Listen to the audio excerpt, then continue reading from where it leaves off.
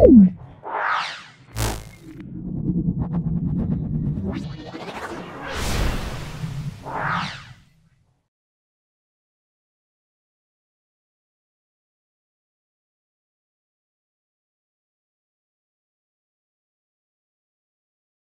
8 নম্বর school, 8 নম্বর school তোমরা চলে এসো।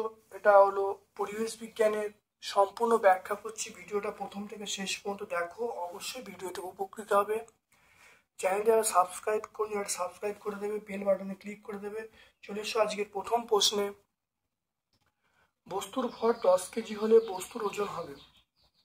বস্তুর ভর 10 কেজি হলে বস্তুর ওজন হবে, আমরা বলবো সেটা হলো অপশান এ বলবো 98, আমরা বলবো 98 নিউটন। কারণ আমরা জানি সেটা হলো ওজন এফ সমান এম জি, এম এর মান 10, তাহলে জি এর মান 9.8, এটা গুণ করলে 98 নিউটন। তরলের চাপ কাজ করে, তরলের চাপ কাজ করে সব দিকে সমানভাবে, অপশান ডি বলবো।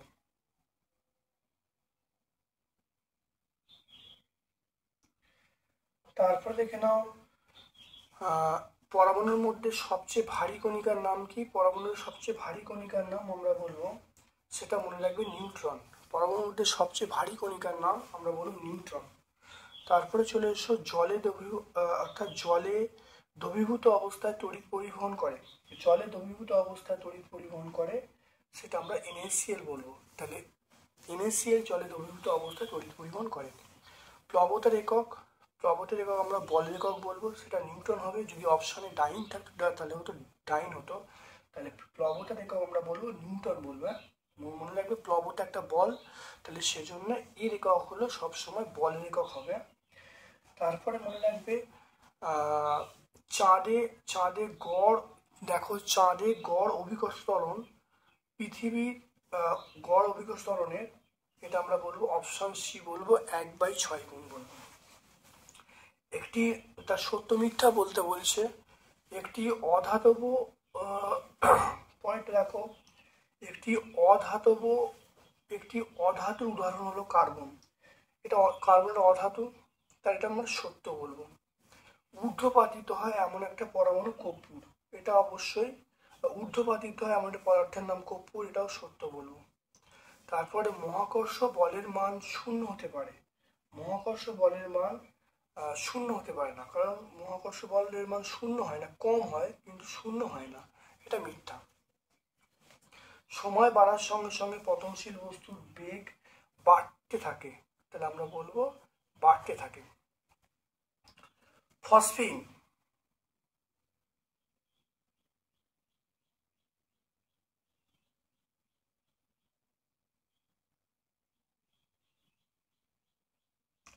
দেখো ফসফিন যৌগে ফসফরাসের যৌগ আমরা জানি 3 হবে, এটা 3 হবে। অভিকর্ষ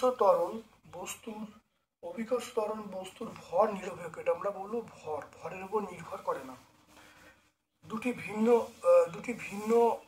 দুটি ভিন্ন ভরের বস্তুকে পড়তে দেওয়া হলো, ভারী বস্তুটি 2 সেকেন্ড পরে মাটিতে পড়ে, তাহলে হালকা বস্তুটি কত সেকেন্ড পরে মাটিতে পড়বে?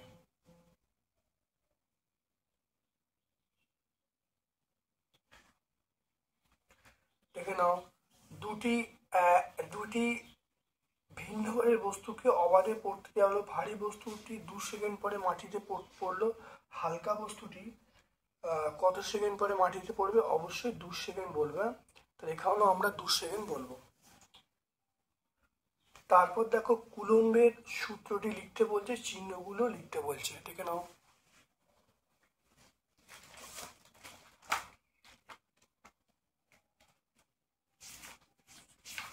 দেখে নাও, দুটি তড়িতায়িত বস্তু একই মাধ্যমে থাকলে তাদের মধ্যে ক্রিয়াশীল আকর্ষণ বিকর্ষণ বলের মান আধান দুটোর গুণফলের সমানুপাতিক এবং তাদের মধ্যবর্তী দূরত্বের বর্গের ব্যস্তানুপাতিক। দেখে নাও, তাহলে এফ সমান কে Q1 Q2 আর স্কয়ার। Q1 Q2 হলো এটা তড়িতায়িত বস্তু, আর হলো ওদের মধ্যে পরস্পরের দূরত্ব, আর এফ হলো আকর্ষণ বিকর্ষণ বল।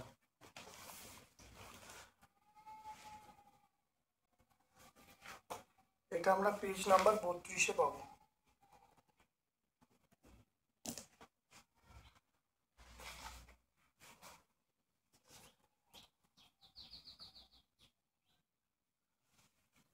দেখো কোনো কোনো বস্তুর মোট ভরকে মোট আয়তন দিয়ে ভাগ করলে কোন ধর্ম পরিমাপ করা হয়, এটা আমরা বলবো ঘনত্ব। হ্যাঁ, তাহলে আমরা বলবো ঘনত্ব। তাহলে ঘনত্ব মানে ভর বাই আয়তন। তাহলে সেটির এসআই একক লিখতে বলছে। এসআই একক আমরা কি বলবো? KG per metre cube, KG per metre cube বলবো। তাহলে মোট আয়তনকে, মোট ভরকে মোট আয়তন দিয়ে ভাগ করলে ঘনত্ব পাবো। ঘনত্বের একক হলো কেজি পার মিটার কিউব। একটি অধাতুর নাম লিখতে বোঝাতো তাপ ও তড়িতের সুপরিবাহী, এটা আমরা বলবো গ্রাফাইট। হ্যাঁ, তাহলে গ্রাফাইট হলো তাপ ও তড়িতের সুপরিবাহী একটা অধাতুর নাম। তারপর ক্যালসিয়াম ক্লোরাইডের সংকেত হলো CaCl2। ক্যালসিয়াম ক্লোরাইডের সংকেত হলো CaCl2। সমযোজী যৌগ বলতে কি বোঝো? তুঁতের বর্ণ কিরূপ, এখানে সমযোজী যৌগ। নিকটবর্তী নিষ্ক্রিয় মৌলে পরমাণুর মতো ইলেকট্রন বিন্যাস লাভের জন্য রাসায়নিক বিক্রিয়ার সময় ভিন্ন ভিন্ন মৌলের 2 বা ততোধিক পরমাণু এক বা একাধিক ইলেকট্রন জোট সমভাবে ব্যবহৃত হয়ে যে যৌগ উৎপন্ন করে তাদের সমযোজী যৌগ বলে। যেমন আমরা উদাহরণ, এখানে অনেকগুলো উদাহরণ আছে, যে কোনো দু একটা বলে দেবো। তারপর চলে এসো তুঁতের বর্ণ কেরূপ। তুঁতের বর্ণ আমরা বলবো নীল বলবো। হ্যাঁ, তুঁতের বর্ণ আমরা নীল বলবো। আইসোবার কাকে বলে? আইসোটোপ দেখো তোমার টেক্সট বইয়ে পেয়ে যাবে। যেসব পরমাণুর প্রোটন সংখ্যা সমান কি নিউট্রন সংখ্যা আলাদা তাদের আইসোটোপ বলে। যেসব পরমাণু প্রোটন সংখ্যা সমান কি নিউট্রন সংখ্যা আলাদা তাকে আইসোটোপ বলে। যেমন দেখো প্রোটিয়াম, ডয়টেরিয়াম, টাইটেরিয়াম, এগুলো বলবো। আর আইসোবার বলতে যেসব পরমাণুর ভর সংখ্যা সমান তাদেরকে আমরা বলবো আইসোবার বলবো। যেমন উদাহরণগুলো আমরা মনে রাখবো। এটা আমরা টেক্সট বই 81-তে পেয়ে যাব। অ্যামোনিয়াতে কেন্দ্রীয় পরমাণুর যোজ্যতা কত?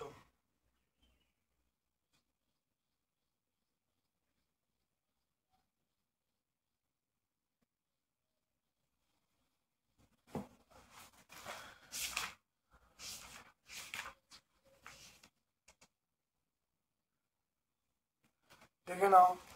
অ্যামোনিয়াতে কেন্দ্রীয় পরমাণুর যোজ্যতা কত? তাহলে অ্যামোনিয়াতে কেন্দ্রীয় পরমাণুর যোজ্যতা আমরা বলবো 3 বলবো। তাহলে অ্যামোনিয়াতে কেন্দ্রীয় পরমাণুর যোজ্যতা আমরা বলবো 3 বলবো।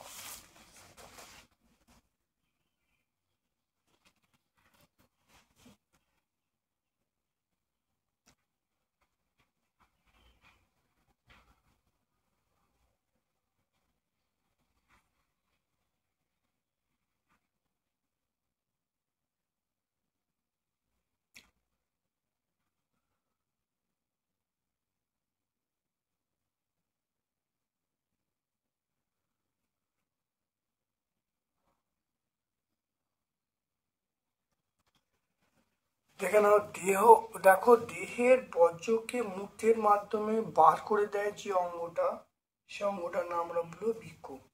রক্তচাপ নিয়ন্ত্রণ করে সেটা হলো পেশিকলা রক্তচাপ নিয়ন্ত্রণ করে। ক্যান্সার আক্রান্ত কোষে কোন অংশ সক্রিয় বেশি? আমরা বলবো সেটা লাইসোজোম। তাই লাইসোজোমের সক্রিয়তা কিন্তু বেশি। প্রোটিন তৈরিতে সাহায্য করে সেটা আমরা বলবো রাইবোজোম। লিউকোপ্লাস্টিডের কাজ হলো খাদ্য সঞ্চয় করা। কি কাজ? খাদ্য সঞ্চয় করা। লিউকোপ্লাস্টিডের কাজ হলো খাদ্য সঞ্চয় করা। তারপরে প্রাণীদের আঁশ, রোম, নখ, খুর, শিং এগুলো তৈরি করে আমরা বলবো আবরণী কলা।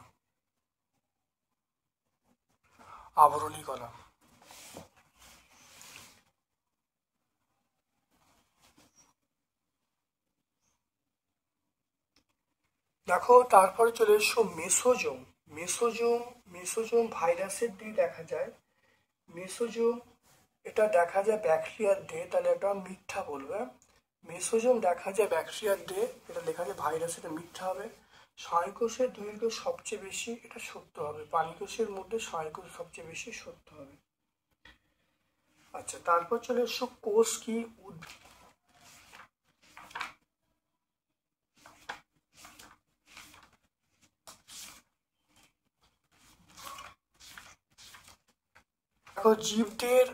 জীবদের গঠনগত কার্যগত একক হলো কোষ। একে মাইক্রোস্কোপ যন্ত্রে দেখা যায়। পেজ নাম্বার আমরা 173 বলবো। এটা আমরা টেক্সট বই 173 বলবো। তারপর দেখো উদ্ভিদ কোষে কিসের জন্য গুঁড়ি ভীষণ শক্ত হয়?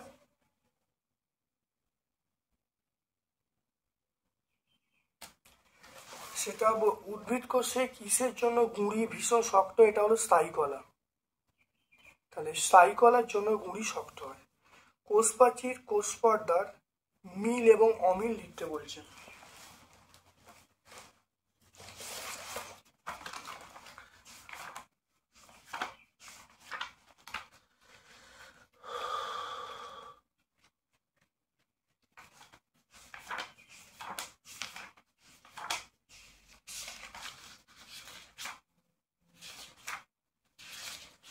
কোষ প্রাচীর কোষ পর্দার পার্থক্য লিখতে বলছে।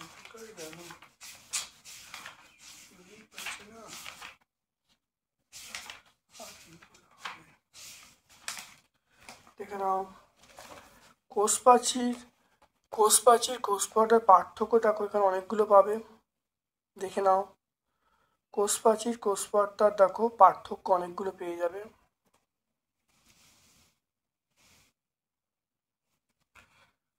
আর এদের মধ্যে মিল কি?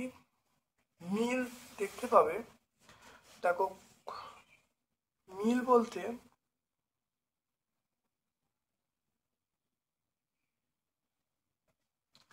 দেখো কোষ প্রাচীরের মধ্যে দেখে নাও কোষ প্রাচীরের মধ্যে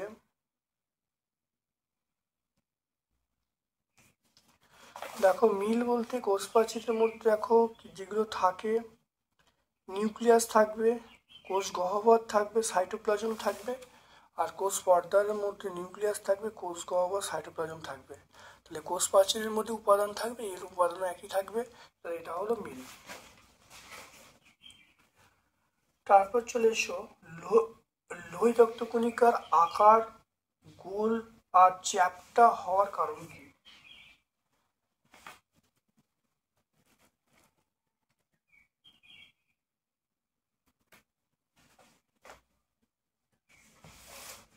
এখানে লোহিত কণিকার আকার গোলাকার চ্যাপ্টা হয়। এর ফলে বিভিন্ন ব্যাসের রক্তনালীর মধ্য দিয়ে যাতায়াতে আর বেশি পরিমাণ রক্ত পরিবহনের সুবিধা হয়। দেখতে পাচ্ছ? এটা আমরা পুরাতন টেক্সট বই 177 পাবো। তারপর দেখো ভাজক কলার দুটো কাজ। দেখে না ভাজক কলার দুটো কাজ। দেখে না ভাজক কলা নতুন অঙ্গ তৈরি করে, মূল ও কাণ্ডের বৃদ্ধি ঘটায়, নতুন পাতা তৈরি করে, রক্ষণাবেক্ষণ কাজ করে, আর সংবহনে অংশগ্রহণ করে। এটা পেজ নাম্বার 180-তে আমরা পেয়ে যাব। তাহলে আমরা 8 নম্বর স্কুলটা সম্পূর্ণ সলভ করলাম। ভিডিওটা প্রথম থেকে শেষ পর্যন্ত দেখো, অবশ্যই ভিডিওতে উপকৃত হবে। আমার পক্ষ থেকে সকলকে ধন্যবাদ এবং শুভ কামনা জানাচ্ছি।